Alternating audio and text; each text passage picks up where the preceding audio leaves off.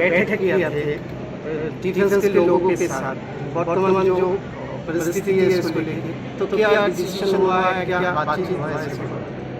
ये actually formally आए थे, तो पूरा मैंने कोऑर्डिनेशन के लिए मैंने इन लोगों को बताया कि पूरा बॉर्डर जो है थोड़ा सा मैंने ठीक ठाक से बंदोबस्त है, यही बस इतना ही। सर, दूसरे स्टेट में जो एयरपोर्ट है वो बंद किया गया है, हमारे यहाँ इस तरह का कोई सिचुएशन है क्या?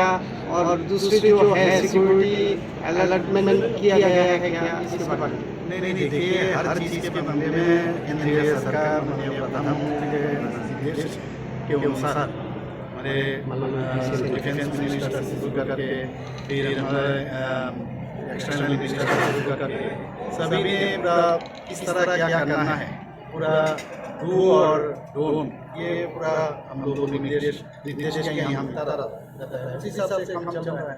कहाँ एयरपोर्ट बंद रहेगा, कैसे सुरक्षा होना चाहिए, लेकिन हमारी तरफ से बहुत पूरा जो है उसी हिसाब से तैयार, कोई दिक्कत नहीं होगा, कोई दिक्कत की विषय नहीं है। रेट तो हम रेट तो हो ही सकता है, लेकिन हम तैयार हैं, दिस इज वेरी इंपॉर्टेंट।